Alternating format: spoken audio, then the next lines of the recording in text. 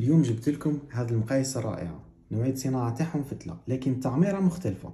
في زوج خادمينهم بلويز نابليون كيما راكم تشوفوا، وعندهم نفس لاطاي. في زوج لاطاي تاعهم 21 اللي هي طاي ستوندار. الاختلاف هنا وراهو، الاختلاف راهو في التعميره. هذه التعميره ليناف، التعميره راني هضرت عليها بزاف وخاصه في اليوتيوب.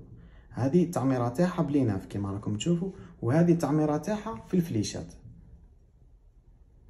وهذا اللي راهو يبرق كامل ذهب اخضر واحمر، هذا راهو ذهب ماهوش حجر اخواتي. يعني ما نخدمش لابير وما نشجعش على شراء الذهب اللي فيه لابير.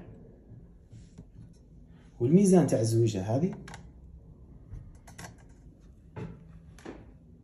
51.89، وسعر هذه الزويجه رائعه 115 مليون.